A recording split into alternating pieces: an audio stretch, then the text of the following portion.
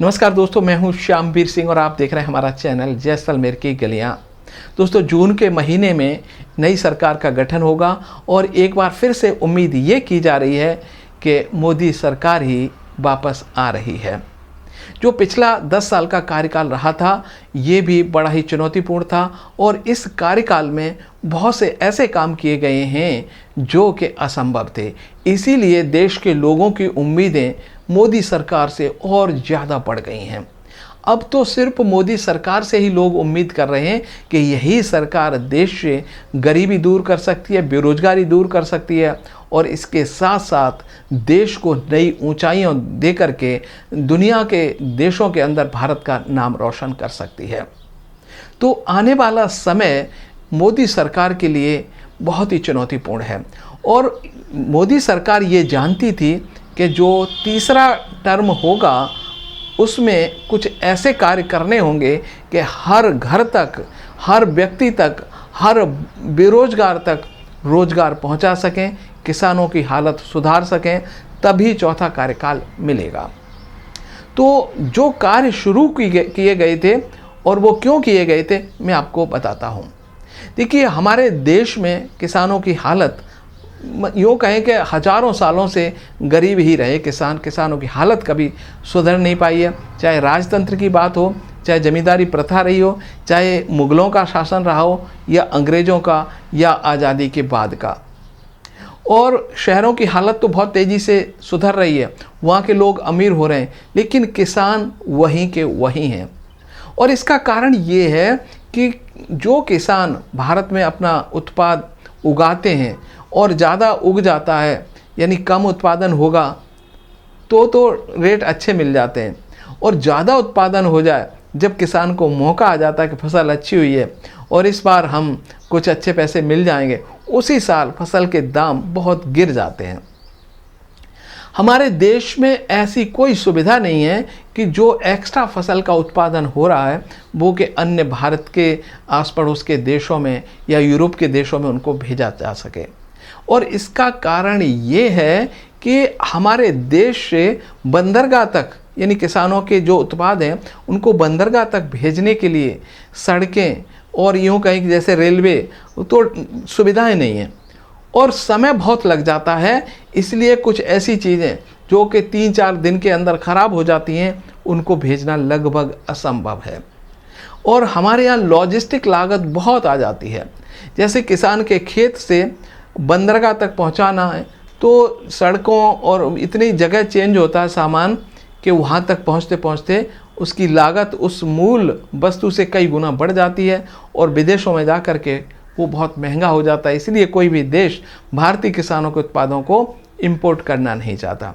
मोदी सरकार को पता था कि यदि युवाओं को रोजगार देना है तो भारत में सबसे ज़्यादा रोजगार कृषि क्षेत्र दे सकता है और कृषि क्षेत्र तभी दे पाएगा जबकि उनके उत्पादों का मूल्य अच्छा मिलेगा, हम भारत से बाहर भेज सकेंगे। इसीलिए मोदी सरकार के पहले कार्यकाल में यहाँ पर लॉजिस्टिक लागत कम करने के लिए रेलवे के फ्रेट कॉरिडोर बनाए गए और ऐसी सड़कें, मतलब जो भारतमाला प्रोजेक्ट है जो कि भारत को चारों तरफ से जोड़ती है, और कई ऐसे प्रोजेक्ट बनाए गए जिससे कि बंदरगाहों को जोड़ा गया है कि भारत का जो किसानों का सामान आसानी से बंदरगाह तक कम लागत में पहुंच सके। और इसके अलावा बहुत सारे हवाई अड्डे बनाए गए क्योंकि कुछ ऐसी वस्तुएं जिनको तुरंत विदेशों में 1 या 2 दिन के अंदर पहुंचाना हो तो उन हवाई अड्डों के द्वारा हम, जैसे कि गुड्स वाले हवाई जहाज जाते हैं जो कि सामान लेकर, उनके द्वारा हम सामान को पहुंचा सकें। देखिए दोस्तों, और कृषि क्षेत्र के अलावा दूसरा सबसे बड़ा क्षेत्र है जो है सेवा का क्षेत्र। तो सेवा के क्षेत्र में बहुत बड़ा विस्तार किया गया है भारत में, और जैसे आप आजकल देख रहे होंगे जगह जगह ई मित्र खुल गए हैं। तो जितनी भी सरकारी सेवाएं हैं उनको सब प्राइवेट कर दिया गया है और वो कोई भी व्यक्ति अपना वो कारोबार उस सेवा के माध्यम से शुरू कर सकता है। तीसरा एक क्षेत्र बहुत बड़ा है, वो है मैन्युफैक्चरिंग का क्षेत्र। देखिए, भारत आज भी दुनिया के कई देशों से बहुत सारे उत्पाद इंपोर्ट करता है और इसमें हम बहुत बड़ा हम रक्षा उत्पादन जो है भारत में अभी भी हम दूसरे देशों के ऊपर डिपेंड हैं। तो रक्षा क्षेत्र में अब हम मेड इन इंडिया जो कार्यक्रम चला है उसमें ज़्यादातर जो भी रक्षा क्षेत्र में उपकरण की ज़रूरत है, हथियारों की ज़रूरत, वो हम अपने देश में बनाने जा रहे हैं। और जब वो देश में ही बनेंगे तो इससे भी बहुत सारा रोज़गार उत्पन्न होगा। इसके अलावा हम ऊर्जा क्षेत्रों की बात करें तो अभी तक हम बहुत सारे पेट्रोल डीजल पर निर्भर थे।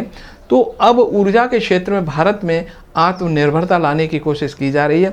और भारत में जैसे हम बात करें कि सौर पैनल के द्वारा और जो है पवन ऊर्जा और जो हाइड्रो पावर है, ऐसे बहुत सारे चीज़ों का विस्तार किया जा रहा है। और उन विस्तार की मदद से भारत में जो भी वाहन चलेंगे, पेट्रोल पर निर्भरता ख़त्म करके हम यूँ कहें कि इलेक्ट्रिक की तरफ जा रहे हैं। इससे भी बहुत बड़ा सारा पैसा हमारे देश का बचेगा और उस पैसे का उपयोग भारत में युवाओं को रोज़गार देने में किया जा सकेगा। और मैं आपको बताऊं, इलेक्ट्रॉनिक्स क्षेत्र में जैसे हम मोबाइल की बात करें, आज भारत दुनिया का दूसरा सबसे बड़ा मोबाइल बनाने वाला देश बन गया। भले ही अभी असेंबलिंग हो रही हो, पार्ट्स भी धीरे धीरे बनने शुरू हो जाएंगे। भारत में कंप्यूटर नहीं बनते थे, लैपटॉप नहीं बनते थे, भारत का पहला मदरबोर्ड भारत ने बना लिया है। और हम बात करें जो सिलिकॉन की बात करें तो भारत के अब दुनिया आज सभी देशों का सिलिकॉन की बहुत ज़रूरत है। और सिलिकॉन का उपयोग आपके मोबाइल से लेकर आपकी जो गाड़ियाँ हैं वहाँ तक उपयोग होता है। तो सिलिकॉन के जो फैक्ट्रियां वो भी भारत में लग रही हैं और इसका उत्पादन भी भारत में शुरू होने जा रहा है। और बहुत जल्दी हम सिलिकॉन के क्षेत्र में भी आत्मनिर्भर हो जाएंगे।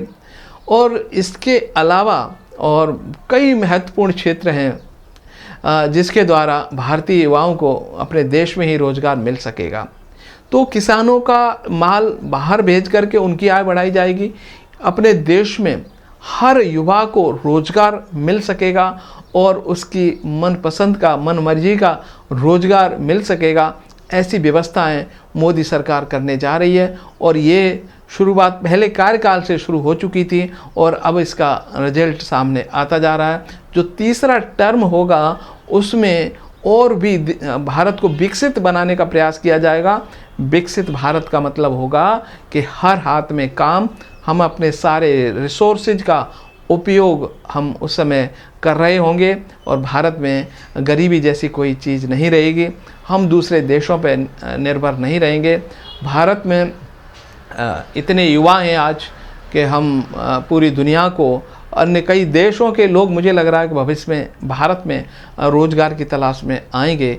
और ऐसा मुझे लग रहा है कि तीसरे कार्यकाल में जो चुनौतियां हैं, यदि मोदी सरकार उन चुनौतियों को स्वीकार करके उनको पूरा करती है तो चौथा कार्यकाल मोदी सरकार को ज़रूर मिलेगा, ऐसी मैं उम्मीद कर रहा हूँ। तो देश का भविष्य अच्छे हाथों में उज्जवल है और थोड़ा सा और ठहरिए, हर हाथ में रोज़गार होगा, हर घर की गरीबी दूर होगी, ऐसा मुझे सामने दिखाई दे रहा है। नमस्कार।